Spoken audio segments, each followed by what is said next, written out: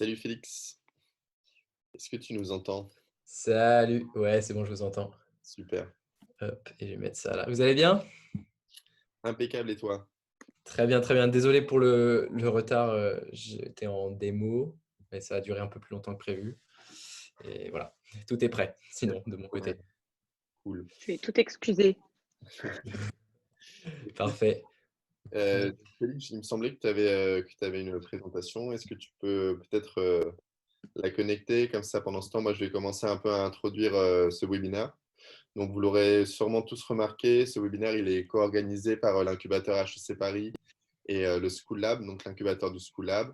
Le thème aujourd'hui de ce workshop, c'est comment signer un grand groupe quand on n'a pas de clients, qui est une problématique dont on a remarqué que beaucoup de startups la rencontraient et que ça a questionné et intrigué pas mal de monde. On le mesure notamment au nombre d'inscrits et au succès, je pense, de la communication pour cet événement. Et,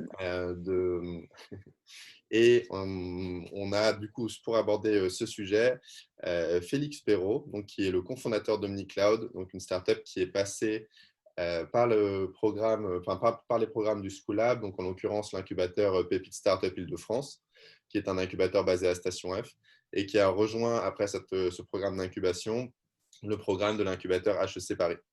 Et c'est ce qui nous a donné envie finalement, ce cheminement un peu croisé d'OmniCloud entre ces deux incubateurs, de collaborer ensemble, de faire un premier webinaire donc co-organisé. D'autant qu'on a de nombreuses success stories qui sont passées par nos deux programmes. On a notamment AirPure ou Adatech School pour n'évoquer que. Et donc voilà, ça a justifié cette envie de collaborer. On se considère, que ce soit au niveau du School Lab ou au niveau de l'incubateur HEC Paris, comme assez complémentaires, notamment sur notre pédagogie, qui au School Lab est marquée donc, par une approche test and learn, avec une forte influence du design thinking, et l'incubateur HEC Paris, que je vais laisser Lisa présenter. Merci beaucoup. Je suis ravie d'être avec vous. Ça me fait vraiment plaisir de pouvoir mettre Félix à l'honneur, on stage, sur des sujets qui lui sont très familiers aujourd'hui. Effectivement, on a un point commun avec School Lab qui s'avère être quelques startups et j'espère de plus en plus. L'incubateur HEC, lui, est aussi présent à Station F et accompagne des boîtes qui sont multisectorielles, ce qui est aussi votre cas chez School Lab. Pour la faire très rapide, je vais plutôt la jouer. Comment est-ce qu'on rentre à l'incubateur HEC? Quel est le lien en fait entre le School Lab et l'incubateur HEC? Il faut savoir qu'on a d'ailleurs des appels à candidature qui sont ouverts actuellement, mais si vous êtes une startup, que vous êtes passé chez School Lab et que vous avez fini votre phase de test and learn, vous pouvez tout à fait postuler à l'incubateur HEC avec un premier MVP ou voire même quelques clients, puisque nous, on vous aidera plus à accélérer qu'à débuter votre projet. C'est dans ce sens-là que l'on est complémentaires. Je ne vais pas faire trop de pub, mais j'aimerais bien rappeler quand même les critères d'éligibilité de l'incubateur, puisqu'il ne s'agit pas d'avoir fait un programme de test and learn pour pouvoir postuler chez nous. Il faut évidemment avoir un lien avec l'école. Ce lien peut être fait vous pouvez justifier de ce lien en ayant fait un MOOC, un online certificat. Toutes les infos se trouvent sur notre newsletter, sur notre Notion. Je vous mettrai les liens dans le chat si cela vous intéresse. Il faut aussi être à 1000% sur son projet, donc on ne prend pas d'étudiants, par exemple, et avoir au minima justement ce MVP, voire quelques clients. Toutes les informations seront sur les liens que je vais vous partager. J'en dis pas plus. Merci beaucoup et j'ai hâte de t'entendre, Félix. Ouais, bah merci Paul, Lisa. Et du coup, je peux aussi témoigner si jamais il y a des questions sur la double incubation, ou en tout cas, c'est pas vraiment une double incubation parce que c'est d'abord School Lab puis HEC, en tout cas pour moi. Ça, c'était vraiment dans la continuité et voilà, on n'apprend pas les mêmes choses aux deux endroits. C'était pour nous en tout cas une super décision d'avoir fait ça dans ce sens-là et surtout d'avoir postulé du coup à HEC. Donc là, bah, moi j'y suis depuis juillet de l'année dernière. Donc quand on avait signé notamment un premier deal, quoi. Donc voilà. Bah, du coup, là, vous voyez bien juste un seul écran sur deux, on est d'accord? Pour être sûr, on va très bien. Bah, je commence. Hésiter. Alors, Paul, du coup, si jamais il y a des questions, tu me les donnes pendant. Voilà, j'ai fait l'idée, c'est que j'ai fait, on va dire, un overview assez général de tout ce qu'on a appris là ces 6 derniers mois, vu en gros, on n'avait pas de clients du tout quand on est arrivé à Schoolab, et puis on a signé 3 grands comptes, dont un groupe, donc en 6 mois, que je vais présenter rapidement le cas d'usage. Et donc, on y est allé avec quelques méthodes qu'on a récupérées à droite à gauche et avec des advisors, notamment d'HEC, de Schoolab et tout. Mais surtout, un retour d'expérience sur ce qui nous a aidé et ce qu'on a appris, quoi, parce qu'on a fait pas mal d'erreurs aussi. Donc là, j'ai fait 4 parties. Bon, une petite intro sur ce qu'on a fait. La partie donc, qui est pour moi une des plus importantes, c'est comment être légitime alors qu'on n'a pas de clients, justement. Et ensuite, après, donc, comment est-ce qu'on va signer le deal? Donc, comment est-ce qu'on va créer et répondre à l'opportunité qui pourrait se poser, cibler le bon groupe, les bons personas à l'intérieur de ce groupe-là, qui est vraiment pas souvent facile. Quelques options de facilité sur des opportunités qui sont autour de vous et qui, nous, en tout cas, sont tombées sans vraiment faire du démarchage en cold, en tout cas. Et puis après, donc, comment est-ce que nous, en fait, on a proposé vraiment un deal qui était adapté à ces 3 entreprises-là sans faire du custom à fond. Et puis, comment est-ce que surtout on a accéléré la négociation, parce que souvent, quand on parle de grands comptes, on parle de temps très long. Or là, nous, on a réussi assez rapidement à clore ces 3 deals. Et puis à la fin, l'idée, c'est que je vous envoie, avec Paul, on mettra plein de documents qui nous ont aidés ou qu'on a rédigés ou qu'on a fait rédiger par des avocats parce qu'on a été accompagné donc, par des cabinets pendant ces 3 deals. Et donc, on a des documents qui ont un peu de valeur, que je suis en train de terminer d'anonymiser et que je vous mettrai à dispo, parce que ça peut soit être réutilisé tel quel, soit en tout cas donner une idée sur à quoi ça ressemble. Donc, il y a déjà le script du webinaire d'aujourd'hui, mais c'est surtout des lettres d'intérêt, des contrats de distribution, de développement à façon avec prépaiement, des bons de commande, etc. Une datasheet, enfin bref, des choses qui nous ont été indispensables pour signer ces deals, qu'on a fait assez dans l'urgence et qui du coup pourront vous aider à accélérer le truc. Voilà, donc n'hésitez pas si vous avez des questions pendant la présentation.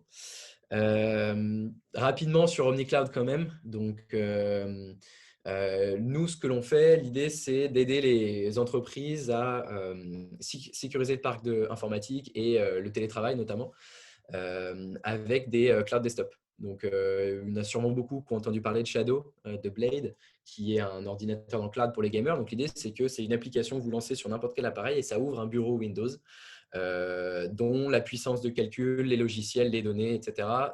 Est tirée du cloud, est tirée d'un data center. Ce qui fait que nous, on vend ça en B2B.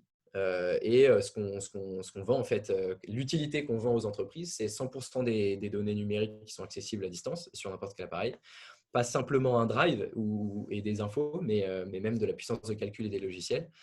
Une possibilité en fait de sauvegarder automatiquement toutes ces données. Donc du coup, s'il y a des attaques, par exemple ransomware, de revenir en arrière et de ne pas perdre ces données. Et puis après, l'idée de vous avez un dashboard sur lequel vous pouvez gérer votre parc pardon, et donc gagner énormément de temps et d'argent sur la gestion informatique. Voilà. Maintenant, sans plus de détails, parce que le produit, ça ne vaut pas trop le coup. Je veux dire, ce n'est pas le plus important. Quels sont les 3 deals dont je vais parler aujourd'hui et à quelle vitesse et comment est-ce qu'on les a signés? On s'est lancé, nous, à OmniCloud en avril 2020. On était encore à Schoolab. On avait terminé avec Schoolab notre MVP. On l'avait fait tester à pas mal de personnes, mais ce n'était pas des clients payants. Or, on a répondu du coup à un appel d'offres de l'Université de Nanterre. Donc, je reviendrai en détail sur chaque étape. Hein. Mais l'idée, c'est que ce deal-là, donc plus de 300 cas déjà au total. Donc, l'Université de Nanterre, c'est énorme. Hein, c'est 190 millions de budget annuel. Pour le coup, c'est vraiment un grand compte. Il y a 34 000 étudiants. On l'a signé en 2 semaines, donc parce qu'on a fait alors c'était très intense, hein, mais surtout on a essayé d'optimiser au maximum les échanges qu'on avait avec eux pour aller vite, pour déclencher les prochaines actions, notamment les signatures et tout. Donc voilà, je reviendrai en détail. Le deuxième, c'est GoToInvest. donc, qui est un groupe allemand. Ils ont 4 filiales. Ils sont présents en Allemagne, donc à Hanovre, en Europe du Nord, en Norvège, en Suède et au Moyen-Orient, à Dubaï, au Qatar, en Arabie Saoudite. Donc, eux, le contrat, donc, c'est une montée en puissance de vente de poste, enfin de vente de cloud desktop. Hein. Et ça atteindra donc 130K de revenus récurrents mensuels à la fin 2021, donc en décembre. Donc, un peu plus de 1 million de RRA, du coup. Alors qu'à l'époque, du coup, on n'avait qu'un seul client qui était l'Université de Nanterre. Donc, il a fallu pas mal ruser sur les manières de se présenter, sans bien évidemment mentir ou bullshiter, hein, ça c'est le plus important. Et puis, surtout, il a fallu qu'on se renforce sur les pouvoirs de négociation. Et donc, voilà, je reviendrai sur quelques éléments qui nous ont beaucoup aidés. Et le dernier, OVH, un peu particulier parce que c'est un deal d'intégration, ce n'est pas de la vente directe, ce n'est pas un client direct. C'est-à-dire que, alors qu'on n'avait que très peu de clients et aucune certification, on a signé un contrat d'intégration à leur marketplace comme seule solution de cloud desktop, ce qui fait un reach en fait via OVH de 1,5 million de clients. Donc ça, on l'a signé en novembre 2020. Voilà. Donc, notamment pour OVH, ce qui était intéressant, c'était de monter au plus haut parce qu'on a rencontré du coup le cofondateur et le PDG actuel. Voilà. Pour commencer, 3 trucs déjà de base, 3 règles en tout cas qui nous, maintenant que les deals sont passés, j'arrive à vraiment mettre des mots dessus qui nous ont énormément aidé à accélérer les signatures. Et à du coup convaincre les interlocuteurs qu'on a appliqué avant chaque démarche. Donc, c'est soit un call, soit un mail à envoyer, soit un document à préparer. Donc, c'est anticiper, décorer et imiter, s'il faut poser des mots dessus. Anticiper, l'idée, c'est que, étant donné que là, on parle de grands comptes et d'une petite startup qui n'a pas beaucoup de ressources, moi, j'étais le seul en business développement chez Omni, il faut être capable de ne pas rentrer dans les temps longs de signature d'un gros groupe. Et donc, pour ça, c'est possible en anticipant un maximum les besoins qu'ils auront au futur, les questions qu'ils vont poser dans les prochains rendez-vous, les documents dont ils auront besoin, leur process de décision et du coup, les opportunités, c'est-à-dire les services qu'on pourra proposer pour faire de l'upselling après. Et l'anticiper donc avant même la signature, c'est très utile parce que ça permet de poser au bon moment des infos et de regagner un peu l'intérêt du partenaire et de la cible, quoi. Je t'interromps Ensuite, sur la question de… Pardon, je te pose une ouais, question vas-y. sur la question sur le sujet de l'anticipation. Puisque là, en l'occurrence, donc anticiper, c'est quelque chose que tu as réussi à faire sur, j'imagine, dès votre premier client. Moi, d'instinct, tu vois, quand on me dit anticiper, je me dis c'est possible quand on a de l'expérience, quand on a déjà commencé à collaborer avec des grands groupes. Et c'est de là qu'on monte en compétence sur l'anticipation. Sur votre premier client, qu'est-ce qui vous a permis d'anticiper dans la mesure où vous n'aviez pas encore fait tout le process de signature d'un contrat? Est-ce que tu as des outils, des méthodes qui le permettent? Ouais, en fait, en gros, c'était tout simplement. Donc, le premier deal, c'était Nanterre. Et en fait, ce qu'on a fait, c'est que quand on a commencé à échanger avec eux, on a appelé des gens de notre réseau qui bossaient dans l'éducation nationale. Pour pouvoir, et donc ça peut s'appliquer du coup à n'importe quel type de cible, c'est-à-dire essayer de rencontrer et d'échanger avec des personnes qui ont le même job et qui bossent dans le même secteur que la cible pour connaître le process à l'avance, savoir un peu, par exemple, nous, du coup, on a demandé, quel est le seuil de dépenses à partir duquel il leur faut une autorisation des supérieurs. Parce que, par exemple, le secteur public, ils ont le droit de signer des prestations si jamais c'est en dessous de 4 000 € sans avoir à faire remonter l'info. Donc ça nous a aidé pour pouvoir avancer sur la manière dont on négociait, sur les choses à signer au début ou pas. Ensuite, pareil, on a anticipé, on va dire, les certifications ou les prérequis dont ils avaient besoin. Il faut savoir que le secteur public, il faut faire partie de certains groupes, genre par exemple l'UGAP, qui est un regroupement en fait de tous les fournisseurs de l'État. Donc quand on a appris ça, on s'est dit on laisse tomber parce qu'on ne peut pas y répondre, sauf qu'on a quand même vérifié et la situation Covid et état d'urgence, force majeure, en fait, le cas de force majeure faisait qu'on n'entrait plus dans ces contraintes-là et donc on pouvait effectivement répondre à l'appel d'offres. Donc, anticiper pour si on n'a vraiment pas d'expérience, ce serait du coup de se dire je contacte quelqu'un qui a le même rôle et qui bosse dans le même secteur que ma cible pour comprendre son process et ses objections potentielles et les documents dont il aurait besoin s'il signait un deal comme celui sur lequel vous bossez. Et puis après, le deuxième point, c'est aussi, déjà là, je vais vous donner quelques tips, donc ça va aider. Parce que bien évidemment, quand on a signé Nanterre, on était accompagné par Schoolab et donc il nous expliquait quel type de documents, les datasheets, les plaquettes, le plan de sécurité qu'il faudra avoir pour avancer dans la négociation. Donc on a commencé à les bosser. Je vais revenir sur 2 exemples là, sur la slide d'après. Ensuite, donc le deuxième point décoré, c'est l'idée pas de bullshiter, hein, mais de bien présenter, on va dire, tout ce qui entoure votre projet. Donc, qui n'est pas simplement les clients, vu qu'il n'y en a pas, mais l'écosystème, l'équipe étendue, les partenaires que vous avez. Enfin, nous, on présentait en partenaire financier notre banque, par exemple. Ce qui est vrai, ce qui n'est pas faux, mais ça fait tout de suite plus intéressant de dire voilà, on est backé par la BNP, alors qu'on a juste un compte chez eux. Et puis, on a un partenaire technologique qui est telle entreprise qui fabrique nos data centers. Et donc là, on pose 2 gros noms directement et ça montre qu'on est un petit peu plus solide, sans forcément dire que c'est des clients ou que. Enfin, voilà. Et puis, donc après, décorer, c'est aussi l'écosystème. Je vais revenir dessus. La dernière partie, donc imiter. Et donc ça, c'est l'idée en fait d'imiter le process et les habitudes de l'interlocuteur pour rétablir un peu le pouvoir de négociation. Nous, très concrètement, ce qu'on a fait, c'est qu'on a enfermé, entre guillemets, on a posé un process très précis à partir du deuxième deal, donc avec GoToCloud notamment, GoToInvest, en disant donc, voilà, si jamais vous devez nous envoyer des informations qui concernent par exemple la compta, la facture, la technique et tout, vous contactez telle personne avec tel mail en copie. C'est des choses qui peuvent paraître stupides ou inutiles, mais ça vous pose en fait comme un interlocuteur de poids parce que vous êtes organisé en interne et ce n'est pas la même personne qui répond à tout. Vous n'êtes pas à répondre aux mails directement, mais vous avez en fait une timeline très précise sur le projet. Voilà, je vais du coup être un peu plus concret sur anticiper notamment. Un truc assez important à anticiper, c'est les questions, on va dire un peu sensibles, sur combien vous avez de clients, combien vous faites de chiffre d'affaires, qui sont en fait, pour le grand groupe, l'idée, c'est de se rassurer sur votre solidité. Donc nous, des choses qui ont bien marché, c'est ces trois types de réponses différentes.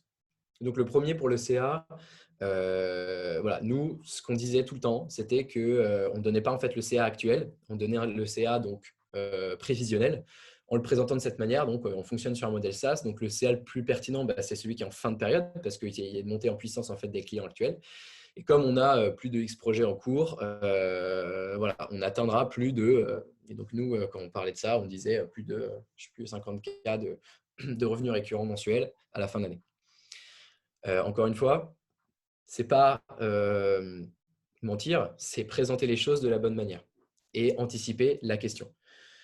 Pareil, si votre question, le deuxième, donc, c'est l'idée, c'est que si jamais vous voulez savoir si on est solide financièrement, je vous dis qu'on est soutenu, on est backé par tel et tel partenaire. On a signé un contrat de partenariat avec telle personne pour assurer en fait la pérennité du service. Nous, pour Nanterre notamment, c'était expliquer qu'on avait des partenaires technologiques. Donc, c'était des entreprises qui nous fournissaient les serveurs, qui fournissaient une partie du soft. Par exemple, Microsoft était notre partenaire technologique parce qu'on était redistributeur de Windows. Donc, vous avez sûrement plein de partenaires qui vont graviter autour de votre offre. Et les présenter comme ça initialement, ça permet justement de rassurer la personne parce que vous donnez des gros noms et du coup, vous présentez un écosystème qui va assurer un peu la pérennité du projet. Et le dernier type de réponse, c'est effectivement s'ils ont peur de votre jeunesse. Enfin, je veux dire, voilà, moi, je faisais régulièrement intervenir des advisors dans les discussions pour on va dire, avoir une moyenne d'âge plus élevée, mais l'idée, c'est que voilà, vous pouvez répondre qu'on comprend que la jeunesse du projet, ça peut inquiéter, mais que nous, on met en place systématiquement des clauses de protection des partenaires pour assurer la continuité de service. Et là, très concrètement, vous le verrez dans le document, dans le contrat de distribution, le modèle que je vous passerai, il y a des clauses sur le fait que, comme nous, on est éditeur de logiciels, si jamais il se passe quelque chose, le logiciel sera open sourcé. Donc, du coup, les partenaires pourront le récupérer, pourront le réutiliser et assurer la continuité du service, même si vous n'êtes plus là. Des choses comme ça, des clauses comme ça dans les contrats, ça peut en fait rassurer énormément le fait que vous n'avez peut-être pas de sécurité sur l'avenir du projet, ou en tout cas moins qu'un autre grand groupe, quoi. Voilà. Et dernier truc pour l'introduction, qui est, encore une fois, dans cette logique d'aller vite et surtout de passer le moins de temps possible et de dépenser le moins possible sur des deals qui peuvent durer très longtemps, c'est de mesurer en fait l'impact de chaque action ou de chaque décision avant de la prendre. Avec 4 éléments, nous, c'est ce qu'on faisait. Donc ça, on l'a fait dès les discussions avec Nanterre, parce qu'ils nous ont, en fait, ils avaient une question assez ouverte sur leur projet, c'était d'offrir à tous les étudiants un espace de travail pour passer les examens à distance depuis chez eux. Et donc, l'idée, c'est qu'on avait plusieurs possibilités, plus ou moins custom, qui coûtaient plus ou moins cher. Et donc, on s'est dit, OK, quel temps est-ce qu'on va passer dessus? Quel coût direct, donc les abonnements qu'on va devoir acheter, etc. Les bénéfices directs, donc le chiffre d'affaires qui est certain à court terme, et les bénéfices indirects, donc plus tard, est-ce qu'on va avoir la possibilité de jouer là-dessus et de lever une communication sur ce projet, ou est-ce que c'est trop restreint? Et cette mesure d'impact-là, elle va être très utile, on en parlera du coup dans la suite, pour notamment définir est-ce que oui ou non on part sur un projet custom, ou est-ce qu'on adapte juste certaines parties, ou alors est-ce qu'on fait que du standard. En fonction de l'impact, la réponse n'est pas la même. Donc Bon, voilà, ça pardon, c'est pour l'intro. je t'interromps sur Ouais, ce slide. Il y a une vas-y, vas-y. question du coup dans le chat. Moi, j'en avais une aussi. Donc, une question de Marina qui visiblement a eu rendez-vous avec un groupe, donc le groupe Total, à qui ils avaient parlé du fait qu'ils avaient déjà déployé un POC du coup dans d'autres entreprises, et le groupe Total leur a demandé d'être mis en contact avec quelqu'un de l'entreprise justement pour parler de la mise en place de ce POC. Et Marina se demande comment est-ce qu'elle aurait pu sortir de cette situation. Ok. Ah ouais, un référence call aussitôt. Alors, moi, je pense que pour le coup, il faut essayer donc de botter en touche, ça c'est évident, comme les questions d'ailleurs, comme les réponses là, à ces questions-là. Moi, je pense que ce que j'aurais fait, c'est que vous pouvez présenter, en fait, vous présentez le cas, ce qu'on appelle les Customer Success Stories. Donc, vous présentez ce cas-là, vous présentez ce POC sans dire forcément que c'est payant ou pas, etc. Vous donnez tous les détails en fait de exactement ce qui s'est passé, ce que vous avez fait et tout, mais qu'il n'y a pas la possibilité de contacter l'utilisateur parce que vous êtes encore dedans et donc vous êtes encore dans le contrat avec eux.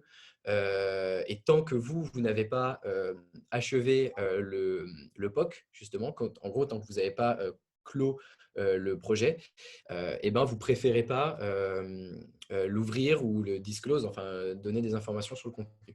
Surtout qu'il peut y avoir quelque chose qui est par exemple sur mesure pour… Il y a plusieurs manières de dire ça, c'est-à-dire que soit vous dites c'était quelque chose qui était très sur mesure pour ce client-là, et d'ailleurs nous c'est un peu dans notre ADN de faire du sur mesure, donc avec vous on vous fera quelque chose qui sera plus adapté à vos besoins, donc ce ne serait pas pertinent de l'appeler maintenant.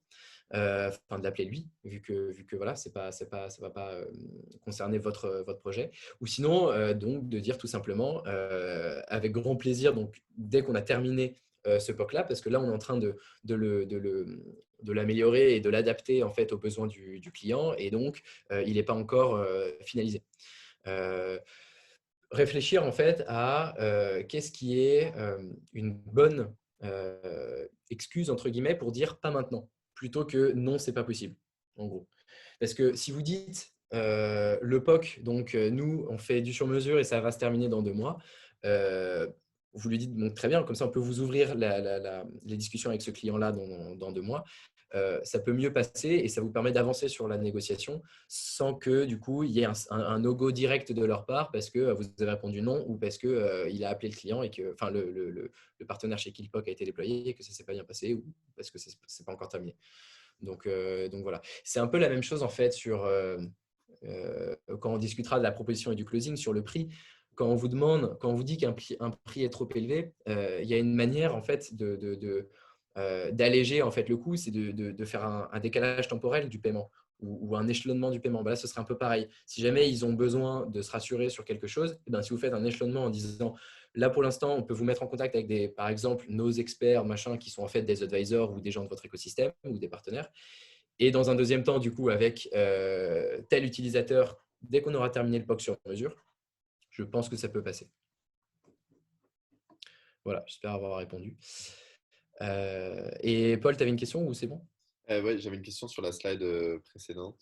Ça En gros, est-ce que c'est cet outil-là dont tu te sers pour qualifier les appels d'offres et mesurer en fait si ça vaut le coup ou pas d'y aller? Ou est-ce que c'est plutôt un outil de…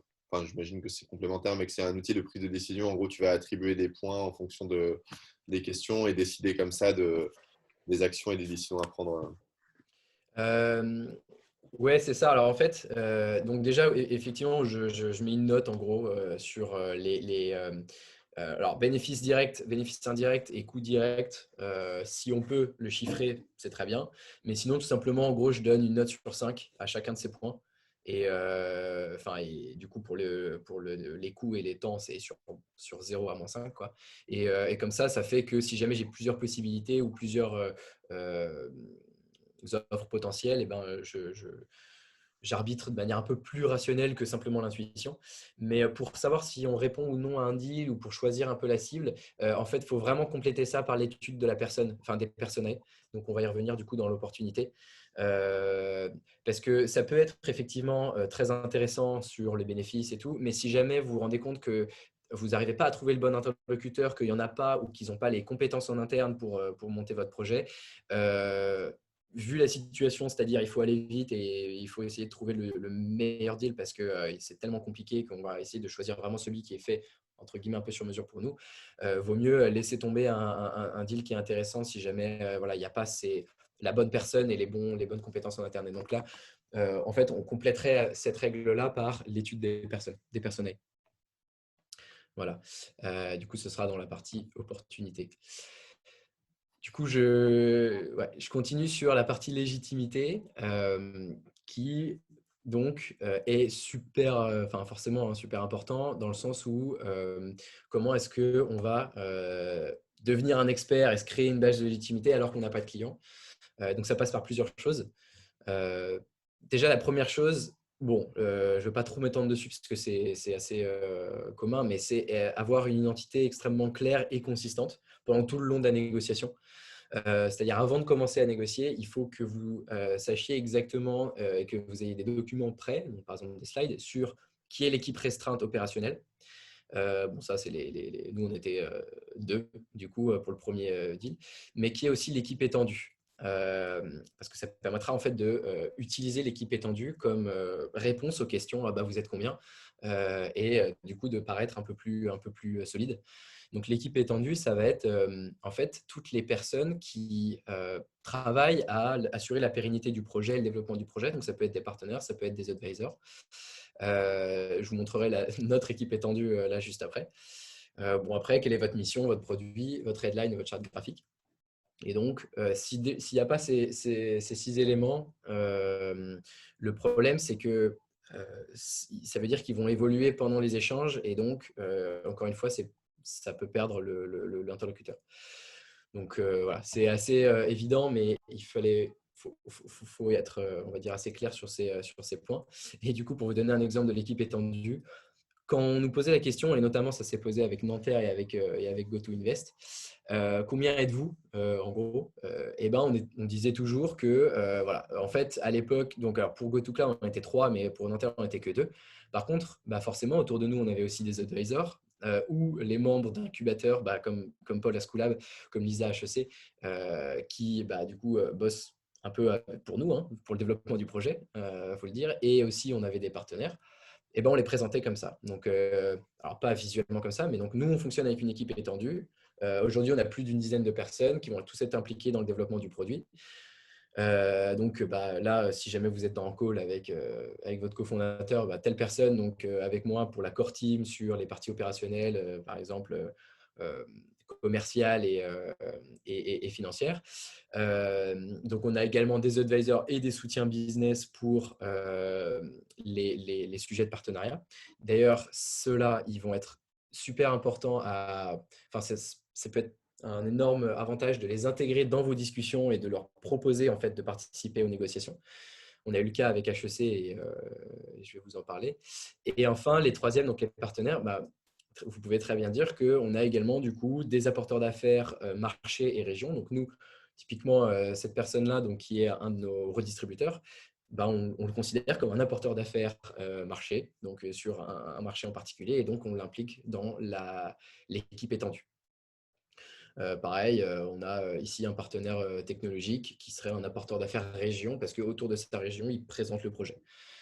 Donc ça, c'est un peu l'idée de décorer en fait l'équipe en parlant d'équipe étendue, qui nous, du coup, évitait de répondre à la question « on n'est que deux ». Hop, voilà.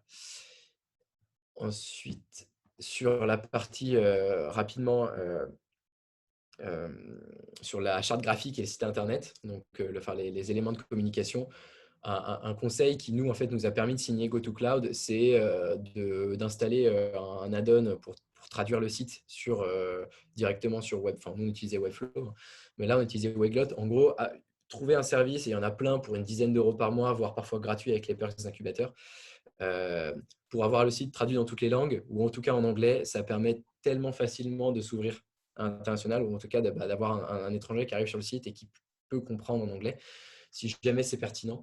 Là, pour le coup, c'est clairement anticiper une demande extérieure, quoi. Donc que je conseille vraiment. Voilà.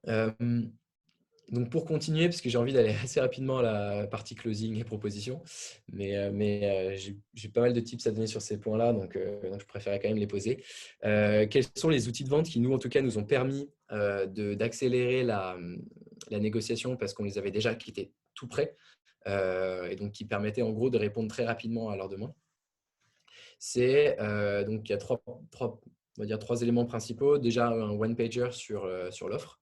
Donc, c'est une page en fait PDF qui va présenter donc l'offre et les bénéfices clés, les points différenciants par rapport à la concurrence ou aux solutions alternatives, la politique tarifaire, sans nécessairement donner les prix, mais au moins comment est-ce que vous facturez, quoi. Est-ce que ça va être au temps passé, est-ce que ça va être, je sais pas, au nombre nous c'était des gigas de stockage par exemple et de la puissance de calcul, et donc une headline et un contact en fait pour que les premiers interlocuteurs le partagent en interne dans le grand groupe. Parce que si jamais ils n'ont pas un document assez simple à transmettre, pour que d'un coup d'œil, leur supérieur, par exemple, puisse approuver le projet, ça ralentit encore une fois la discussion.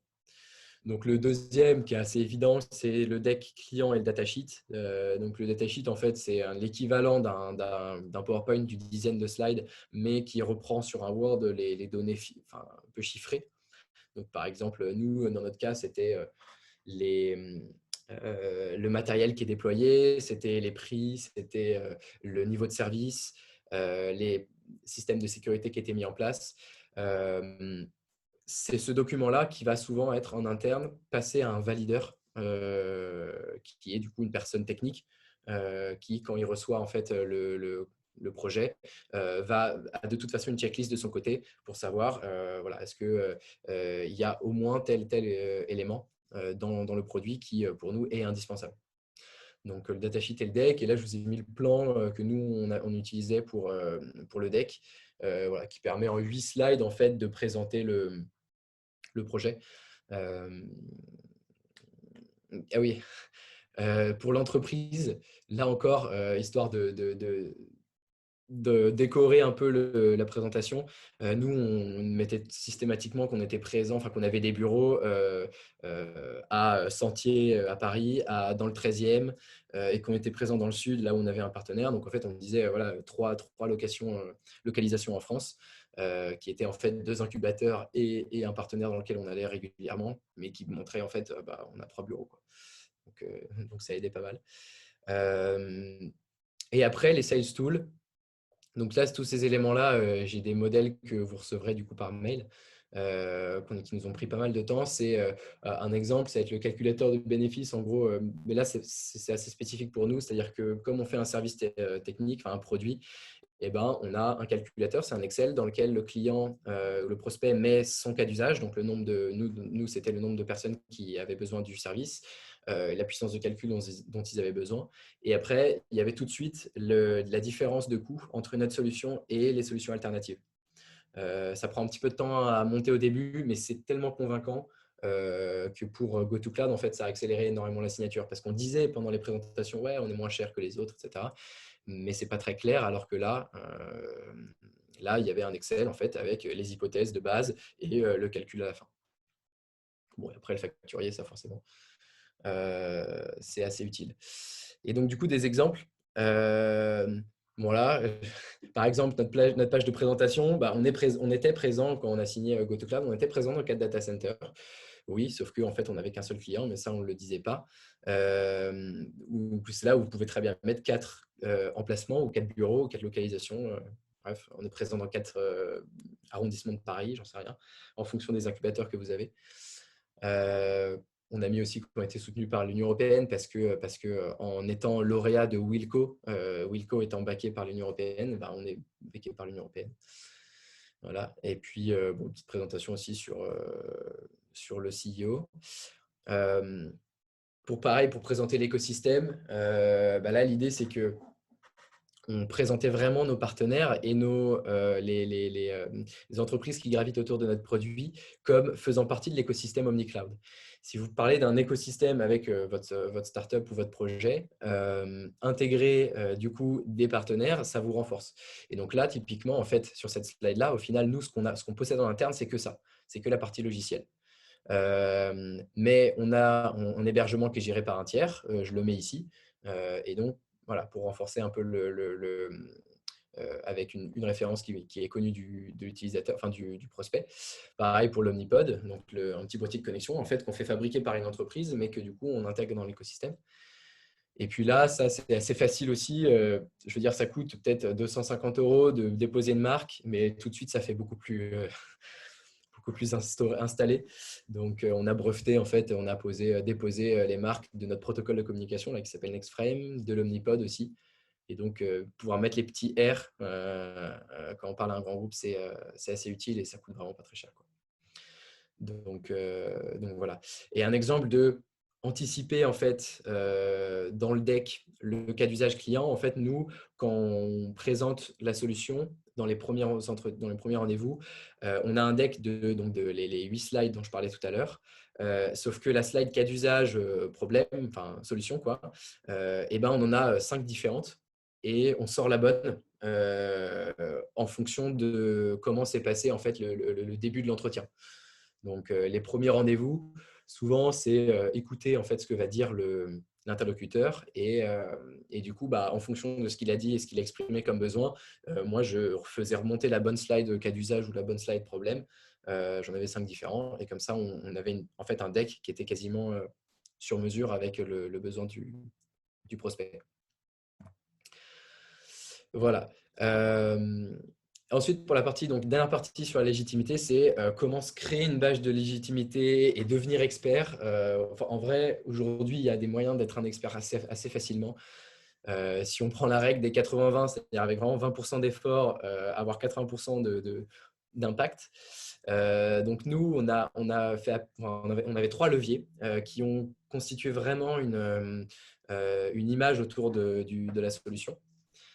Qui est de faire un article, un seul. Ça m'a pris en vrai, je pense 2h30, quelque chose comme ça. J'ai fait un condensé d'articles qui étaient déjà écrits en rajoutant quelques nouveautés lié à mon service, que j'avais publié. Alors moi, je l'avais publié sur LinkedIn, enfin sur notre blog, sur le site et sur LinkedIn. Mais en fait, je me suis rendu compte que Medium, c'est gratuit pour les premières publications.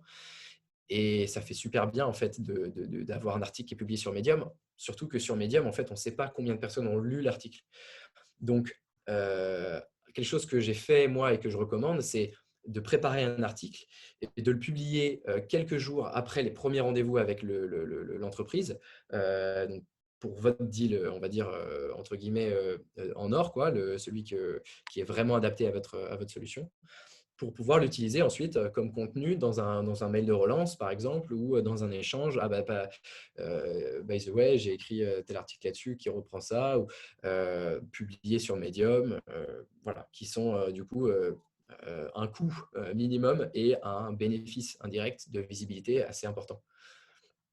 De la même façon, les webinars, ça ne sert à rien de participer à un webinar si jamais derrière on ne communique pas autour. Donc nous, ce qu'on faisait, c'est qu'en fait, on a participé à quelques webinars vraiment ciblés sur le projet.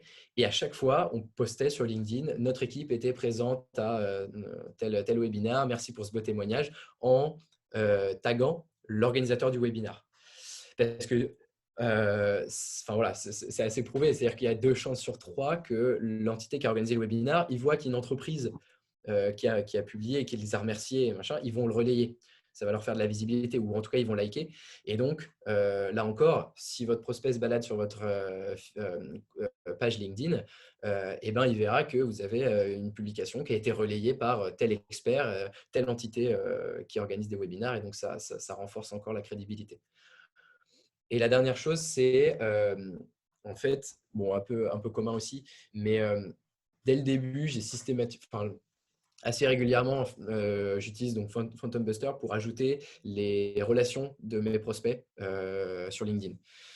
Ça peut paraître un peu agressif et c'est sûr que le côté négatif, c'est que ça va pourrir entre guillemets vos relations LinkedIn, vu que vous en aurez énormément, parce qu'il y a beaucoup de gens qui acceptent même des personnes qui ne connaissent pas tant que c'est dans le même secteur. Mais en gros, ça permet de maximiser les relations de deuxième cercle ou de premier cercle que vous avez avec le prospect.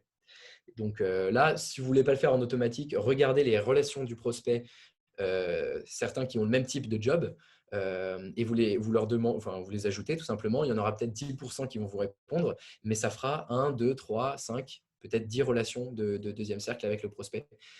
Et là encore, ça permet, pendant les entretiens, de faire du name dropping, de dire « Ah bah, j'ai vu que vous connaissez telle personne, je le suis régulièrement sur ses posts sur tel sujet. » Et là, tout de suite, ils disent « Ah, bah, vous le connaissez. » Machin. Enfin bref, voilà. Nous, ça a bien marché. Je crois que j'ai quelques exemples à la suite. C'est assez intéressant ce que tu es en train de dire parce que je pense que tout le monde est assez conscient qu'en ce moment, il y a une grosse tendance, en tout cas sur la partie prospection, acquisition, à automatiser, à envoyer des messages en masse. Et je crois que chez les start-upers, il y a un peu une fascination pour le mass marketing, on va dire. Alors que là, ce que toi, tu es en train de nous expliquer, au contraire, c'est que tout est hyper personnalisé, en tout cas autant que possible. Vous êtes dans l'hyper personnalisation avec un client à la fois, vous soignez vraiment la relation. Est-ce que tu as un point de vue un peu justement sur le mass marketing? Pourquoi vous avez fait le choix, vous, d'être dans l'hyper personnalisation?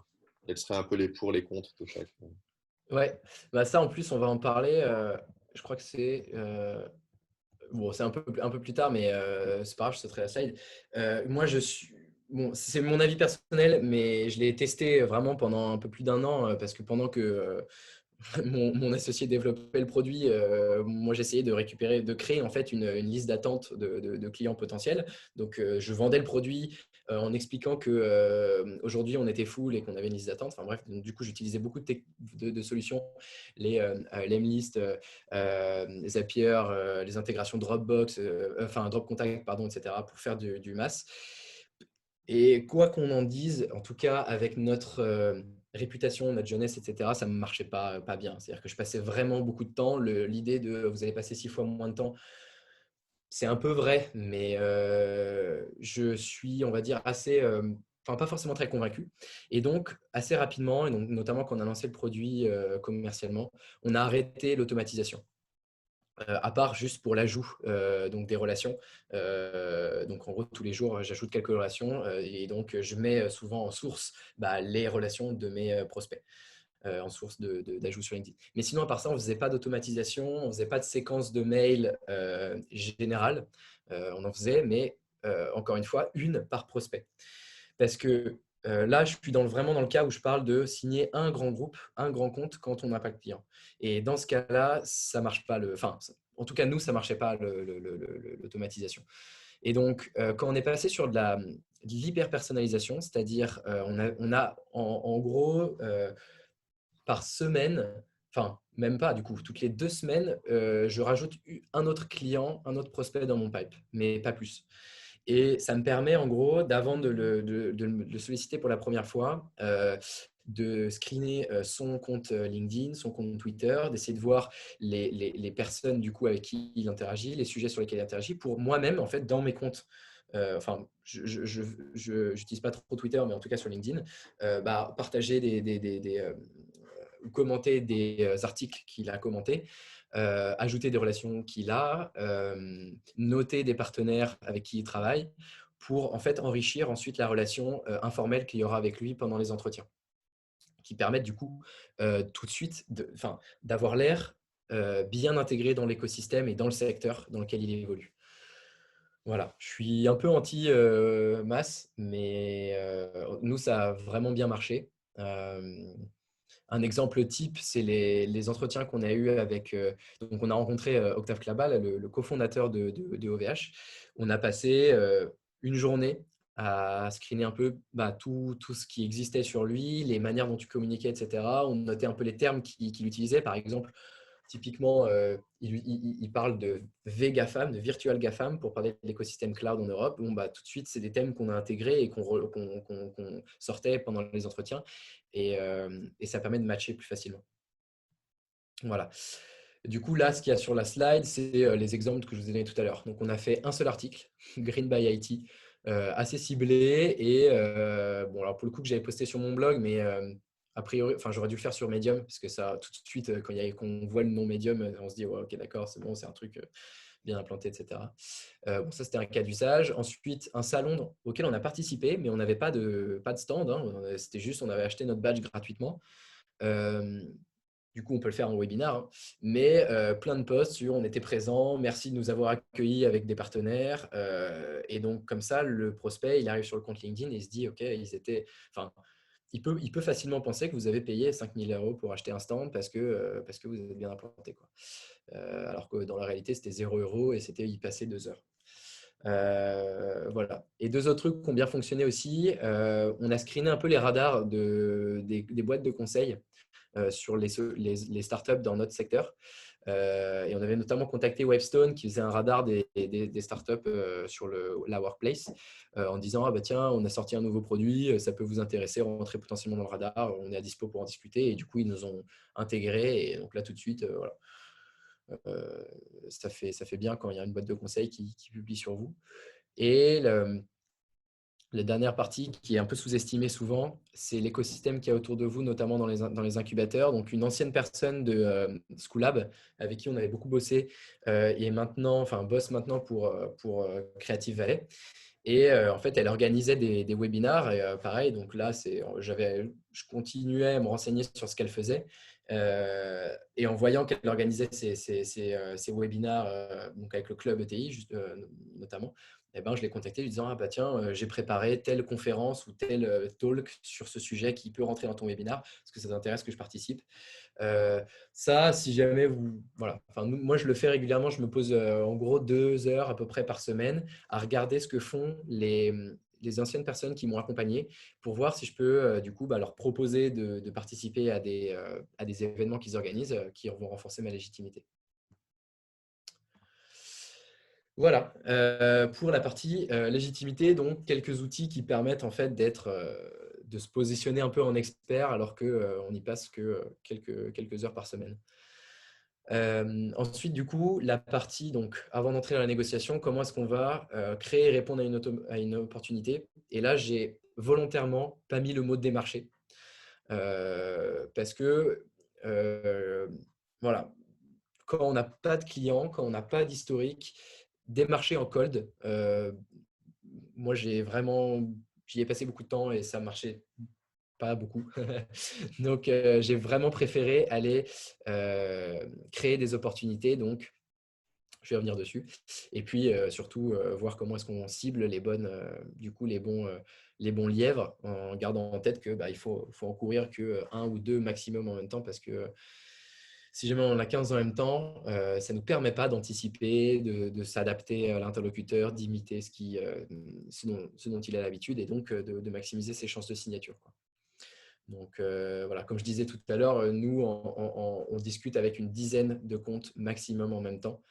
Et quand on arrête un compte, on passe à un autre. Et ça nous prend beaucoup de temps parce qu'on fait de l'ultra-personnalisation. Mais aussi, c'est ça qui nous a permis de signer assez rapidement les comptes. Donc, sur la cible, en gros, une bonne cible, nous, c'était le cas pour les 3 comptes, c'est qu'elle avait besoin de nous d'une part, c'est évident. Donc, est-ce que vous répondez un peu à tous les problèmes qui peuvent concerner votre projet et anticiper les problèmes futurs qu'elle pourrait avoir. Ensuite, est-ce qu'elle a les bonnes compétences pour utiliser votre produit ou votre projet? Et donc là, c'est est-ce qu'elle a l'habitude, par exemple, de travailler avec des startups? Est-ce qu'elle a l'habitude de travailler avec des fournisseurs de votre taille ou qui ont les certifications que vous avez? Typiquement, on ne serait pas allé voir Nanterre si jamais il n'y avait pas eu ce cas d'état d'urgence où du coup, ils avaient la possibilité de signer avec n'importe quelle startup. Donc, c'est important de savoir quels sont les fournisseurs avec qui ils ont l'habitude de travailler. Et donc, ça, c'est en appelant des personnes qui ont le même profil que ça peut être facile de savoir. Ensuite, est-ce qu'elles ont le budget? Ça, évidemment. Est-ce qu'on peut définir un champion en interne? Donc là, qui est un terme de MyBizDev sur le champion, qui est en fait la personne en interne qui va être capable de pousser votre produit et votre projet au sein de l'entreprise pour faciliter la prise de décision. Donc souvent, c'est une personne qui a vraiment, forcément des responsabilités qui sont liées au projet, mais que vous pouvez en fait connaître, que vous pouvez évangéliser, dont vous connaissez l'équipe et donc sur lesquels vous pourrez jouer en fait. Voilà. Et puis, il y a un truc, c'est surtout, est-ce qu'ils sont capables d'agir vite? Autrement dit, est-ce qu'ils ont des prérequis sur des labels, sur des nombres d'années d'expérience ou pas? Après, si c'est des projets de long terme, la vitesse, ça peut pas forcément être au rendez-vous, mais nous, typiquement, entre deux comptes qui nous intéressent beaucoup, s'il y en a un qui a l'habitude qui a un process très très long, et donc ça, on le sait en contactant d'anciens fournisseurs de ces comptes, ce qui nous est arrivé plusieurs fois, et on ne le choisit pas et on se dit ça viendra plus tard. Ça viendra plus tard quand on aura plus de temps. L'idée, c'est vraiment de maximiser en fait le temps passé et du coup les leviers sur lesquels on va pouvoir jouer pour signer. Ensuite, sur les personnes en interne dans le compte, dans le grand compte, nous, ce qu'on a l'habitude de faire maintenant, petit à petit, on s'est rendu compte que c'était que c'était indispensable en fait, c'est d'identifier vraiment 3 choses. Donc, bien évidemment, son job title et ses responsabilités. Donc, est-ce que c'est le destinataire de est-ce que la personne à contacter, c'est soit le destinataire, donc celui qui va utiliser le projet, soit il connaît le destinataire. Donc, à ce moment-là, c'est intéressant de le contacter parce qu'il va pouvoir me rediriger vers la bonne personne. Dans tous les cas, il faut être sûr qu'il a un rôle du coup qui est pertinent, donc que ce soit en direct ou en indirect. Ensuite, quelle est son équipe et quels sont ses supérieurs? Donc, il faut être capable de les identifier pour ensuite accélérer la signature. Et là, typiquement, pareil, entre 2 comptes, si jamais il y en a un où l'organisation interne est complètement floue et dès le premier rendez-vous, je me rends compte que je ne sais pas qui est le valideur, comment est-ce qu'il décide, etc. Et un autre où c'est clair, je vais passer 80% de mon temps sur le deuxième. Faut être capable en fait, de choisir et de sélectionner les personnes et les comptes en fonction de ce sur quoi on peut jouer. En fait. Voilà. Et ensuite, surtout, là, ça revient sur ce qu'on disait tout à l'heure, est-ce qu'ils ont un parcours et des relations intéressantes, encore une fois, sur lesquelles on peut jouer entre 2 personnes, celui sur lequel vous voyez que vous avez des relations en commune, qu'il est assez actif sur les réseaux sociaux, ça veut clairement dire que vous allez pouvoir nouer une relation quasiment amical en fait avec cette personne, ou en tout cas que vous allez pouvoir mettre sur la table des noms et des partenaires connus, et donc vous allez plus facilement pouvoir signer avec lui, quoi. Voilà. Et après, pendant les négociations, dans l'entreprise, il y a souvent, nous, on s'est rendu compte qu'il y a vraiment 3 types de personnes qu'il faut avoir en tête et qu'il faut solliciter au bon moment. Il y a donc le champion dont je parlais tout à l'heure, avec qui nous, on essaye vraiment d'avoir une relation un peu amicale. C'est-à-dire que maintenant, en fait, j'essaye assez rapidement de pouvoir discuter sur des plateformes comme WhatsApp ou par SMS avec ces personnes-là. Et puis, de tout faire pour faciliter en fait sa tâche de remontée d'informations. Et donc, c'est pour ça que mon one-pager, souvent, il y a une partie qui est un peu personnalisable en fonction de la personne à qui je l'envoie, pour que lui il puisse, si jamais il rapporte à son supérieur quelque chose sur le projet, pour qu'il soit capable de le faire facilement, quoi. Ensuite, le valideur qui va être celui qui a les compétences techniques pour valider le projet. Donc souvent qu'on va solliciter dans un deuxième temps. Et puis le signataire, donc qui est celui effectivement qui va apposer la signature et du coup définir si oui ou non on part avec vous. Voilà, avec le fait que nous, on a été assez proactifs sur quand est-ce qu'il faut solliciter le signataire. Et en gros, pour notre deal avec Nanterre, on ne l'avait pas fait. C'est-à-dire qu'on a attendu qu'au bout de donc, une semaine et demie, le rendez-vous avec le signataire se passe. Or, on s'est rendu compte en discutant avec lui, donc qui était en fait le directeur de la business unit avec laquelle on travaillait, on s'est rendu compte que le budget n'était pas annoncé, n'était pas le vrai budget. Et donc, il fallait qu'on revoie notre proposition. Et ça, si on l'avait fait plus tôt, ça nous aurait fait gagner beaucoup de temps.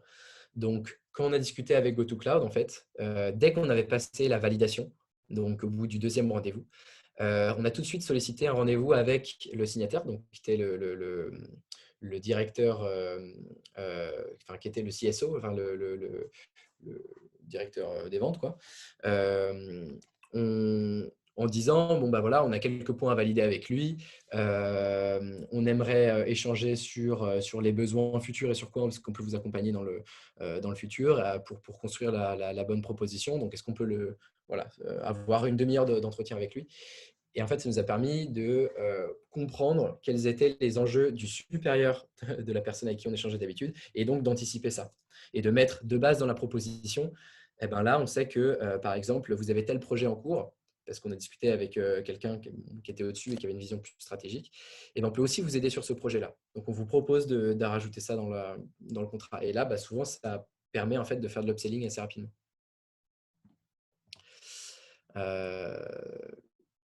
Voilà.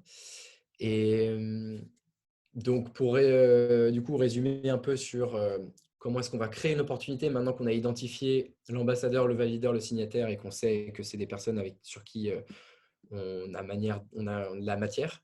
Il y a plusieurs options de facilité. Déjà, quelque chose qui est pour moi vraiment indispensable, et surtout quand on parle de grands comptes, c'est de regarder les grands comptes qui organisent des concours d'entreprise ou qui ont des programmes d'entreprise par exemple, d'accompagnement de start-up ou de choses comme ça. Au VH, si on a pu très rapidement rencontrer l'équipe dirigeante et donc pousser l'intégration sur un marketplace alors qu'on avait, on avait 10 clients à l'époque et on était tout jeune pour une marketplace qui est censée intégrer uniquement les produits les plus développés. Et on a participé à leur concours de start-up qu'ils avaient pour un de leurs événements. Et voilà, on l'a gagné, mais c'est surtout qu'on a sollicité du coup, est-ce qu'on pourrait, il y avait des heures de coaching qui étaient proposées, et donc on a sollicité le fondateur et le PDG pour pouvoir échanger avec eux et leur proposer cette intégration-là. Testy, qui est un autre grand compte avec qui on est en train de monter une proposition, a un programme qui s'appelle BP Checker, qui est en fait un peu on va dire un programme où ils vont recenser les startups, les projets innovants, les présenter à leurs clients en interne, les accompagner, etc. Et il y en a plein comme ça, des programmes d'accélération de grands comptes. Et en fait, entrer dans ce programme-là, ensuite, ça permet d'aller en interne, demander des rendez-vous avec les bonnes personnes et de ne pas faire de l'appel à froid, quoi. Donc, nous, ça nous a permis très rapidement de rencontrer le directeur technique de Tessie et de valider du coup que notre produit donc, correspondait à un de leurs cas d'usage et du coup de travailler sur une proposition. Alors que si on avait contacté à froid le CTO, jamais on aurait eu une réponse, je pense. Voilà. Et la dernière chose, on l'a déjà évoqué, c'est de participer du coup à des webinaires qui seraient organisés, bon là c'était le Web Summit, mais qui seraient organisés par l'entreprise pour après rebondir en contactant l'organisateur. Hop. Voilà, je regarde juste parce que je vais accélérer un petit peu. Ouais. Enfin, je vais sauter, je pense, quelques trucs. Est-ce que tu as des questions, Paul, ou pour l'instant c'est clair? Je ne sais pas ce que tu préfères. Est-ce que tu préfères qu'on déroule la présentation maintenant que tu es lancé, qu'on prenne les questions à la fin? Qu'est-ce qui te… Ouais, je pense que c'est mieux parce que si jamais j'y réponds en fait dans la suite, ça permet de ne pas couper le. Voilà. Sauf si ce que je dis n'est pas compris. À ce moment-là, je reviens dessus, hein, mais si jamais c'est des questions ouvertes, je préfère du coup dès que j'ai terminé. Ok. Voilà. Ensuite, donc, une autre option de facilité pour aller chercher un grand compte, c'est de faire de la recommandation, hein, forcément. Sauf qu'on le dit on peut le dire souvent, mais on ne le fait pas nécessairement. Donc, nous, ce qu'on a fait, c'est qu'on a un de nos fournisseurs donc, de ces récits que vous voyez là, on lui a demandé de tout simplement, est-ce que vous avez des clients qui pourraient être intéressés par notre solution? Est-ce que vous connaissez des gens? Et c'est eux qui nous ont fait une introduction auprès de GoToCloud en disant, bah, tiens, il y a eux qui pourraient avoir besoin de ça.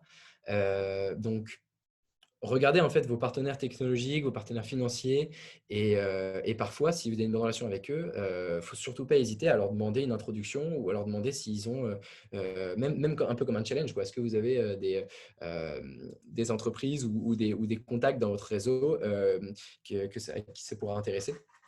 Comme ça, on fait une approche commune et puis c'est du gagnant-gagnant. Et en fait, maintenant, avec quasiment tous nos partenaires, tous nos fournisseurs, on a signé un contrat d'alliance qui est un contrat en fait où nous, on va pousser, si jamais c'est pertinent, leur solution à nos clients et eux vont pousser notre solution à leurs clients si c'est pertinent. Qui est un contrat d'alliance qui est en fait juste, pas un contrat de distribution là pour le coup, mais du co-marketing en fait. Et ça, quand on est tout jeune, c'est intéressant parce que ça permet de renforcer son pouvoir de vente, quoi, parce qu'il y a quelques leads qui pourront rentrer de personnes tiers. Et puis, les réseaux d'entrepreneurs, bon, nous, on fait partie de Réseau Entreprendre et on a récupéré plusieurs deals via Réseau Entreprendre, donc via les membres de Réseau Entreprendre. Voilà, essayer de maximiser en fait, les réseaux dans lesquels vous êtes, quoi. C'est trop bête d'être dans un incubateur sans regarder toutes les boîtes qui sont passées par là pour les contacter. Les entreprises dans lesquelles on travaillait, les advisors de ces incubateurs. Enfin voilà, Paul, par exemple, j'avais discuté avec Martin qui avait bossé à la SOG. Bon, on a pu avoir un rendez-vous du coup avec le directeur technique en lui disant tiens, est-ce que tu peux pousser ça? Enfin bref, donc voilà. Et puis, bon, j'en ai déjà parlé. Moi, je ne suis pas trop automatisation, scrapping, etc., mais plutôt ultra personnalisation. Et si jamais il y a une séquence quand vous avez, enfin, ultra personnalisée à envoyer, ou en tout cas, nous qui me fonctionnait, c'était 4 mails, pas plus, la plupart du temps. Et donc, le premier sur une introduction et un peu un teaser, donc rester assez vague, mais avec quelques mots-clés, répondre aux besoins du prospect. Le deuxième, c'est celui où là, je maximise sur le name dropping. Donc, j'ai vu que vous étiez en relation avec telle personne que je suis, ou alors on a participé à tel événement, ou bref, donc une référence commune. Le troisième, donc, on vient de publier un article, ça peut vous intéresser. Et le dernier, donc, c'est jouer un peu sur la rareté en mode, voilà, on lance en ce moment des POC avec un maximum de partenaires un peu ciblés comme vous, comme votre profil, parce que voilà, parce que c'est pertinent, est-ce que ça peut vous intéresser en sachant que nous sommes présents dans votre ville que pendant 2 semaines, bon, des trucs un peu classiques, quoi. Voilà.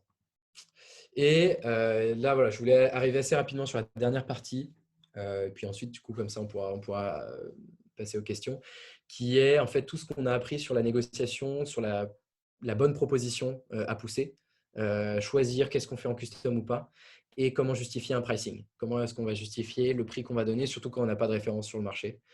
Et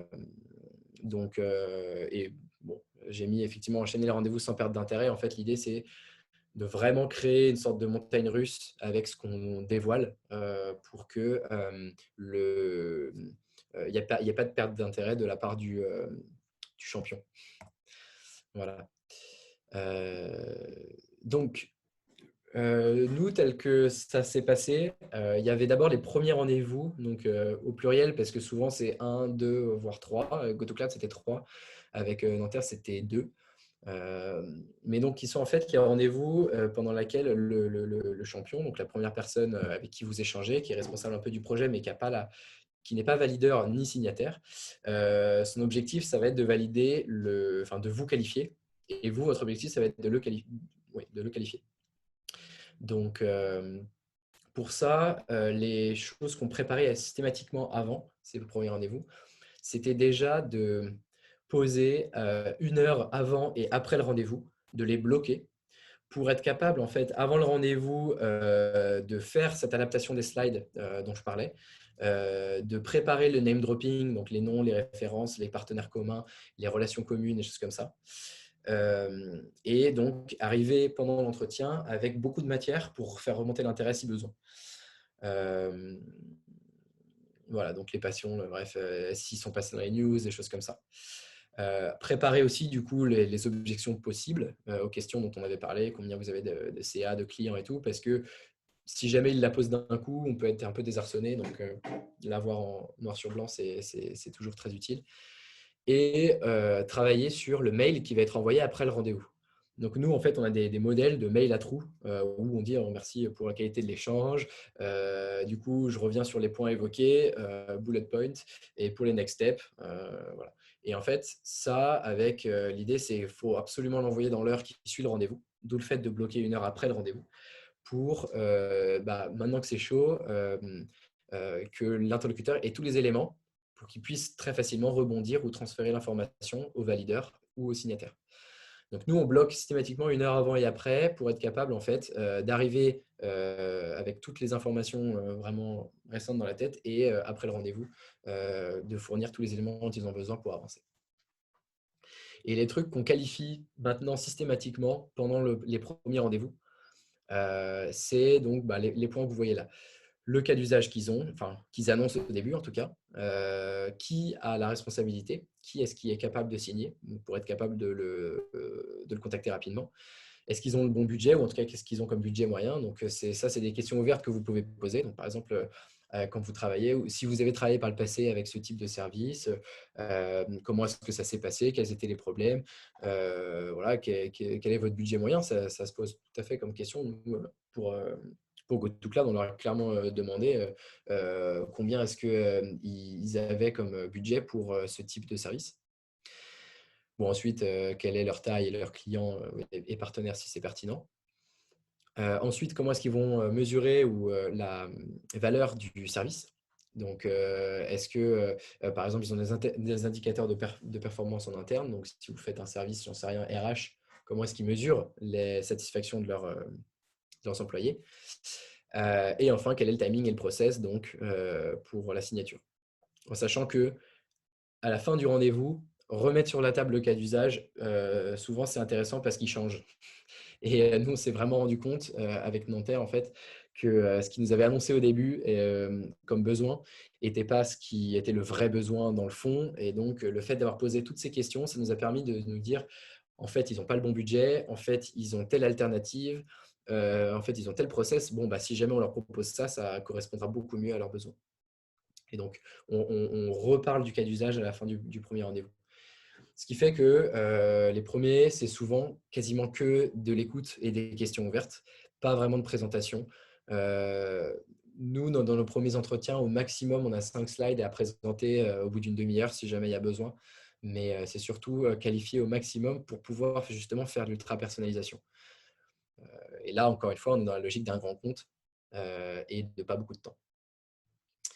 Voilà. Et bon, bien évidemment aussi définir les next steps pendant l'entretien. je t'interromps parce que c'est hyper intéressant et je vois qu'on a énormément de questions qui commencent à affluer dans le chat. Te demander d'accélérer un tout petit peu pour qu'on ait le temps de répondre Ouais. à tous ces sujets. Ok. Bah alors, ce que je vais faire, c'est que de toute façon, comme vous aurez le script, parce que je l'ai rédigé, donc on va l'envoyer, plus les slides, on va passer aux questions. Enfin, je vais rapidement expliquer le contenu quand même de la suite, parce que c'est important. Et puis, on va faire les questions. Donc, après les premiers rendez-vous, on passe à la validation. Donc, une démo, en gros, si je résume, avec l'envoi des documents un peu plus techniques, donc les datasheets. Où là, le déroulement, souvent, c'est du coup leur montrer un peu visuellement avec un impact ce qui sera en réalité le projet. Et puis, voilà, les points qu'il y a là, différence VS la concurrence, etc. Et puis surtout, essayer d'arriver à une première signature. Une première signature, ce n'est pas forcément un achat, mais ça peut être, par exemple, tout simplement signer une lettre d'intérêt, une LOI, ou signer un POC. Bon, pour le coup, un POC payant. Ou signer, nous, on a signé avec GoToCloud, par exemple, un MOU, c'est un Memorandum of Understanding, qui est en fait un doc qui va récapituler, voilà ce qu'on s'est dit, vous êtes intéressé pour ça, on va continuer à vous dédier des ressources et du temps pour arriver à ce deal-là. Parce que dès qu'ils ont signé quelque chose, même si ce n'est pas contraignant, ça transforme tout de suite la relation. Parce qu'il y a un document quand même derrière. Et donc, que ce soit pour Nanterre ou pour GoToCloud, en gros, au bout de 2 à 3 rendez-vous, on leur proposait une lettre d'intérêt. En leur disant, nous, ça nous rassure. Comme ça nous permet de passer un maximum de temps et de vous proposer la solution la plus adaptée. Voilà, bon, quelques tips en fait pour accélérer ce processus. Nous, on a systématiquement créé un drive commun sur lequel on mettait tous les documents dont ils pourraient avoir besoin et on envoyait le lien pour qu'ils puissent piocher dedans. Voilà, amener un advisor pour décorer. Pour les négociations qu'on a eues avec GoToCloud, donc ils étaient 4, ils avaient tous 55 ans et beaucoup d'expérience. Donc on a demandé à HEC si ils pouvaient nous accompagner au rendez-vous et si on pouvait les présenter comme experts de tel domaine qui nous accompagnent. Et donc, Lisa, il y avait Romain qui était là notamment et Philadelphe.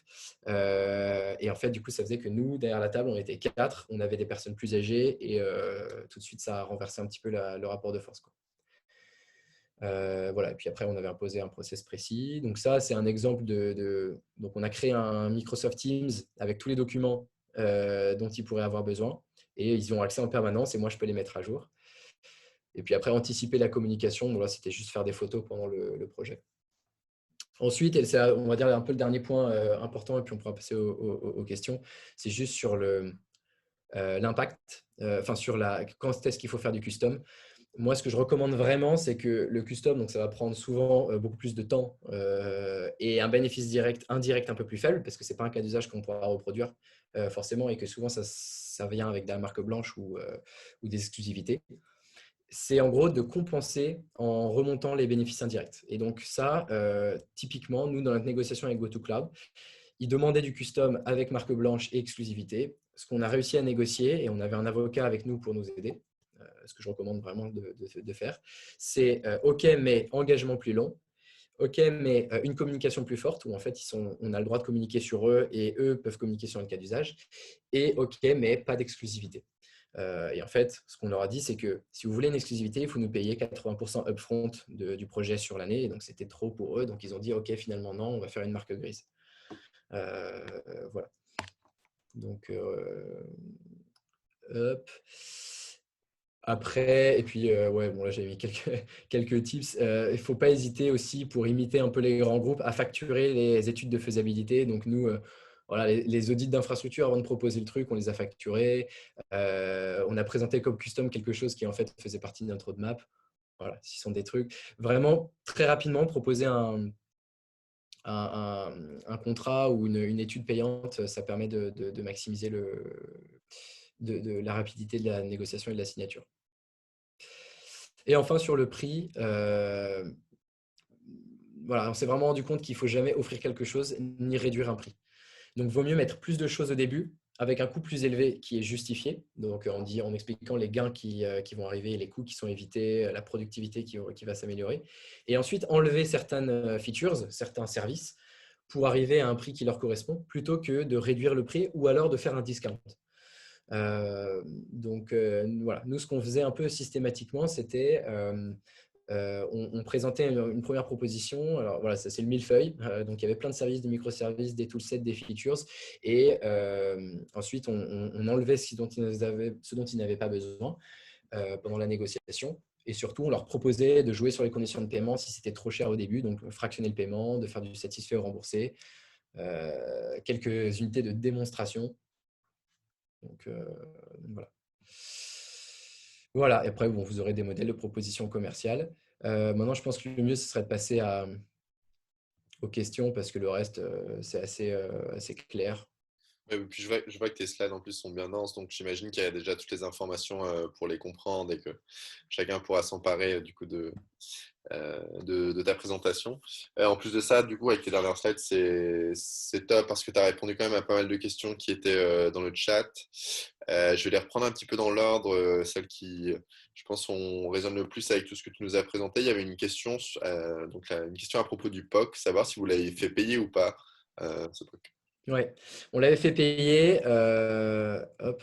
Et là, vraiment, un test à la limite pendant quelques heures de la solution. Putain, enfin, nous, on a toujours fait payer le POC. On n'a jamais parlé de tests gratuits. Des démos gratuites, ouais, des démos sur mesure. Donc, ou par exemple, pendant la démo, par exemple, vous pouvez lui laisser la main. Ça peut être l'occasion. Ça peut être dire, on fait une démo d'1 heure et demie, on vous laissera un petit peu la main. Mais ne pas proposer de test ou de POC gratuit parce qu'après, en fait, ça. Alors, c'est pas que ça va dévaloriser le produit, mais ça va vous limiter les possibilités de refacturer des choses derrière. Donc, tous les POC, on les faisait payants en expliquant pourquoi. Donc, des ingénieurs dédiés, du jour homme en fait, des infrastructures dédiées. Donc, nous, on mettait à disposition forcément de la puissance de calcul, des serveurs, des choses comme ça, un rapport à la fin. Après, ils peuvent dire bah, j'ai pas besoin du rapport et j'ai pas besoin de tant d'heures. Et du coup, on réduit un petit peu le prix parce qu'on enlève certaines choses. Mais systématiquement, on proposait un devis. Et c'est normal. Enfin, ils font un grand groupe, quand il discute avec une startup, va oui se dire il veut absolument signer avec moi, donc il va tout faire gratuit jusqu'à ce qu'on signe le deal. Mais ça ne se passe jamais comme ça avec un autre grand groupe ou avec une autre entreprise implantée. Donc, imiter le même process, pour moi, c'est indispensable. On a facturé les études de faisabilité et on a facturé l'époque. Donc là, par exemple, en fait, il n'est pas. Si, c'est ça. Next step of the POC and quotation. En fait, le POC après, donc, il était clairement chiffré, le temps, l'heure, etc. Et voilà. Et puis, si jamais ils ne sont pas contents, ils négocient. Et puis, souvent, la négociation, en plus, ça permet de comprendre exactement ce dont ils ont besoin. Donc, c'est toujours mieux pour la suite. Et quel a été un peu l'impact de la crise actuelle du coup sur pas seulement sur vos ventes et sur la vente de votre service et de votre produit, mais plutôt sur la façon dont vous avez démarché vos clients. Est-ce qu'il y a eu une évolution? Est-ce que vous avez gardé les mêmes process? Qu'est-ce qu'il y a? Bah ouais, en fait, l'impact principal, c'était d'arrêter le cold calling, le cold emailing, et de jouer et de fonctionner par opportunité. Parce que, paradoxalement, du coup, sinon, ça a l'air d'être un peu opportuniste de faire du cold email ou en gros, dans une situation en plus où on est un peu en crise pour beaucoup, c'est très très chiant en fait d'avoir à dealer avec de l'approche comme ça, je pense en tout cas. Quand chaque jour on essaie de faire des économies. Par contre, arriver avec un partenaire, arriver avec un webinar, avec un événement, avec un concours d'entreprise, ça, c'est les éléments qui permettent de déclencher pour moi un deal, même en cas de crise.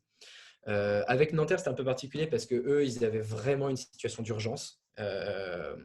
Et donc, ce n'était pas la crise pour eux dans le sens où ils devaient de toute façon y répondre. Donc, ils avaient un gros budget, on a pu jouer là-dessus. Mais en règle générale, en fait, la crise m'a fait arrêter le cold. Le nombre de réponses que j'ai eues en mode ça m'intéresse, mais pas tout de suite parce qu'on est en train de gérer le télétravail ou parce qu'on est en train de gérer la réajustement du budget, des choses comme ça. Bon, bah, je me suis dit, OK, maintenant, je vais plutôt faire des opportunités, enfin, jouer sur les opportunités, quoi. Donc, ça reprend les premières slides. Ok, très clair. Ensuite, on avait une question. On a une question du coup de structure juridique parce qu'à un moment, tu nous as présenté un peu la marque, le logo, plutôt les aspects de communication et de marketing du coup autour d'OmniCloud. Est-ce que tu avais attendu d'avoir du coup ta structure juridique avant de faire tout ça ou est-ce que ou pas en fait? Ouais, ouais. Je l'avais fait pour plusieurs raisons. Déjà, c'est parce que je pense qu'une des premières choses que fera le groupe, enfin, en tout cas, nous, on a eu la confirmation que ça avait été fait, c'est de checker l'existence de la boîte et d'aller sur société.com pour voir un peu le CA, les choses comme ça. L'avantage, c'est qu'on n'est pas obligé de publier le CA, hein, donc il y aura écrit non communiqué. Mais si vous n'existez pas, je pense qu'ils vous le diront peut-être pas forcément, mais ils vont soit partir avec un a priori négatif, soit ne pas avancer dans la discussion. Donc, on a préféré le faire. Encore une fois, je n'aurais pas dit ça si jamais on parlait de discuter et de vendre à des PME. Mais là, on parle de grands groupes et de grands comptes. Donc, nous, on avait créé la SAS avant. Ok. Surtout que ça ne coûte rien. Enfin, genre, si légal, non, pas si légal, Legal Start et des choses comme ça coûte 1200 balles. Ça peut se trouver. Ok. On a une question ensuite qui remonte un petit peu à, je pense, à l'origine d'OmniCloud, à la façon dont vous avez identifié le problème côté utilisateur, du coup, Mm. problème côté client. Comment est-ce que vous y étiez pris sur cette phase d'observation-là et comment est-ce qu'au fur et à mesure, vous avez aussi mieux qualifié les besoins de vos clients, mieux compris ce dont ils avaient besoin et avez mieux adapté votre solution à leurs problèmes? Euh, alors, enfin, pour moi, il y avait deux choses qu'on a appris à faire avec le deal avec Nanterre, en fait. C'était de poser la même question aux trois interlocuteurs, le valideur, le signataire et le champion. Éviter que ce soit fait en même temps mais en gros, quand on échangeait par mail avec que l'un, ça vaut le coup de reposer les questions ou si jamais on a un rendez-vous que avec le valideur, pareil. Donc, poser la même question aux trois, en fait, ça permet d'avoir une vision beaucoup plus globale sur le projet, là où chacun va avoir ses contraintes à lui et donc va donner qu'un élément de réponse. Et donc, du coup, ça permet d'anticiper parce qu'on comprend mieux les besoins qu'il y a autour et on peut dire, typique, en fait, un exemple concret, quand on a discuté avec le valideur là, pour Nanterre, il nous a donc parlé bien évidemment de ses prérequis, etc. Mais il nous a aussi dit, voilà, moi je cherche quelque chose qui sera quand même bien à présenter, sur lequel on pourra communiquer et tout. Ce que ne m'avait pas dit le champion au début. Et donc, on a proposé dans la propale, en fait, un accompagnement à la communication qui était, bon, alors là, pour le coup, c'était gratuit parce qu'en fait, c'est simplement des posts partagés et des photos prises pendant l'opération. Et quand ils ont vu ça, ils ont dit, mais c'est génial. Enfin, du coup, enfin, en gros, on va avoir de la matière pour pouvoir communiquer sur ce projet-là. Ça, on ne l'aurait pas su si jamais on n'avait pas, en gros, requalifié un peu les trucs, là, cas d'usage, budget, machin, avec chacun des interlocuteurs. Donc, multiplier en fait les sources d'information. Et puis, la deuxième chose, c'est un peu quand on parle là en fait de qualification. Donc, c'est là, à qualifier. C'est pas demander quel est votre cas d'usage, c'est en gros, pourquoi est-ce que vous avez ce cas d'usage-là? C'est des questions vraiment ouvertes. Le pourquoi, ça permet qu'il fasse un peu un historique et qu'il aille plus dans le détail et donc de mieux comprendre le vrai besoin dans le fond, quoi. Voilà, j'espère que c'est clair. Très clair, ouais.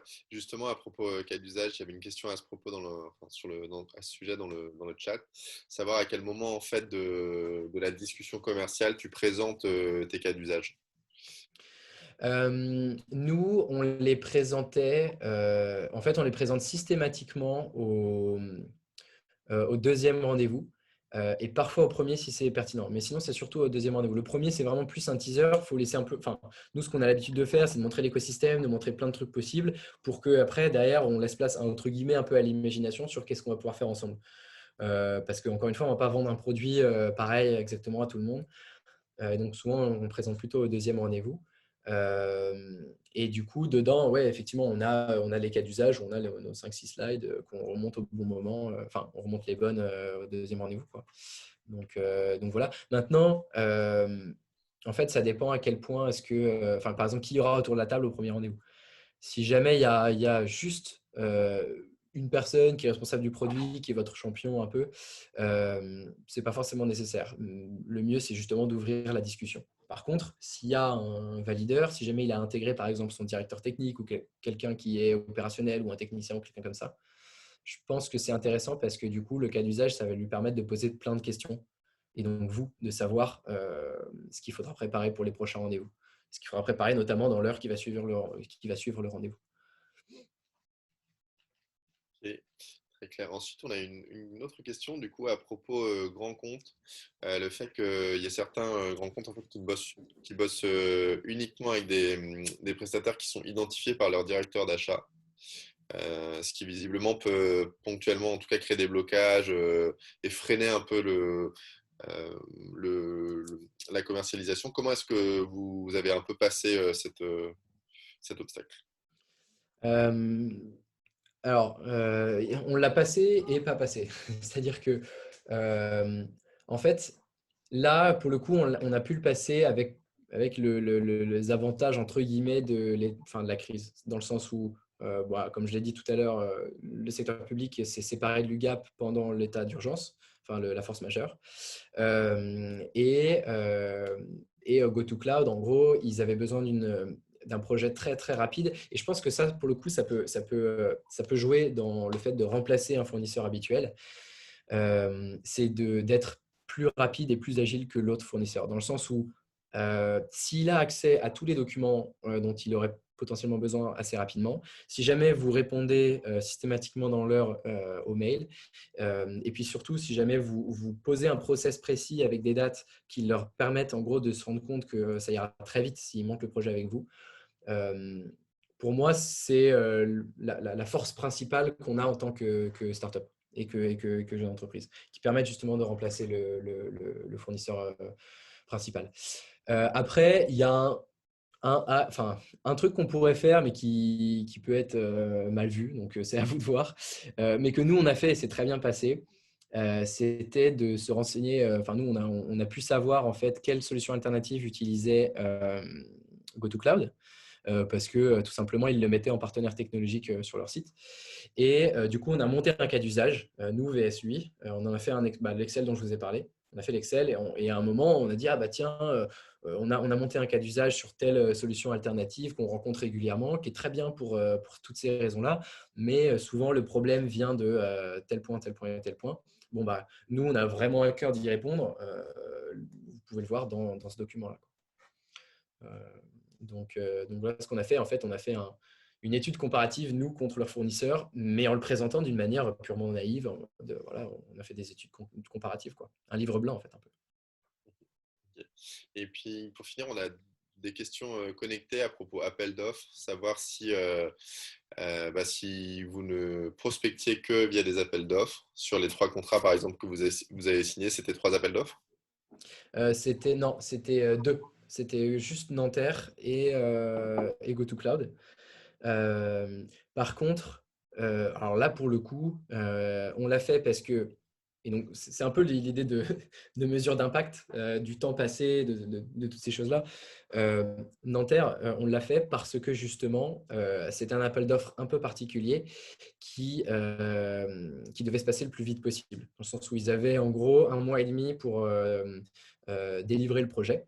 Et donc, on savait pertinemment que des partenaires, et donc on était contre Dell en plus à cet appel d'offres-là, donc Dell voilà, bref, qui est assez gros, mais on savait qu'ils n'allaient pas être capables de délivrer à temps, ou alors ça allait être très compliqué.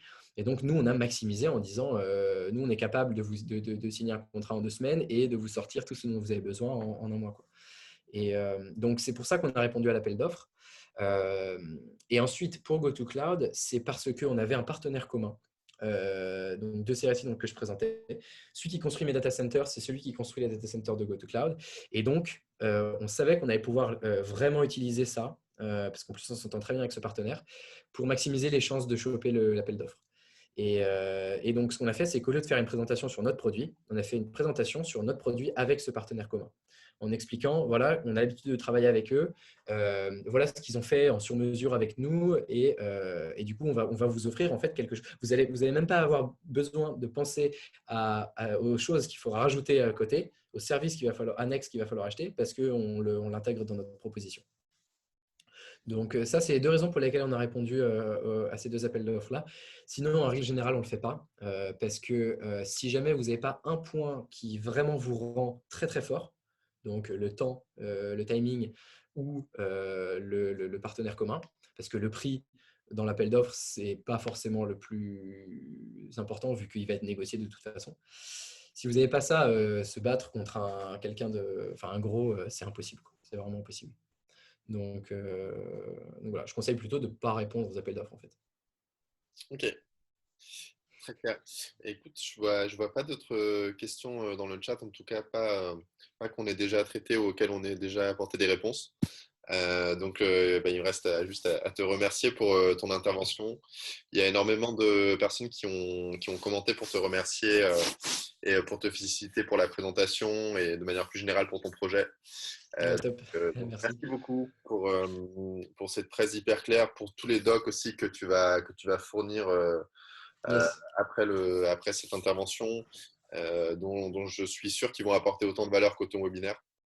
Donc, merci beaucoup, Félix. Merci Paul, merci Lisa. C'était un peu rapide, mais je voulais traiter tout de la légitimité au closing, donc c'est pour ça que c'était un peu condensé. Mais comme il y aura le script, ça permet aussi de soutenir les slides si besoin. Et surtout, en fait, voilà, j'ai mis mes coordonnées dans la première slide, donc si vous avez des questions ou même sur les Slack de Schoolab, de Station F, n'hésitez pas à me contacter. En tout cas, c'était un plaisir. Voilà. Et bon courage du coup pour signer ces deals-là parce que ça prend beaucoup d'énergie. Merci beaucoup, Félix. Passe une très bonne Allez, bonne journée. journée. À plus.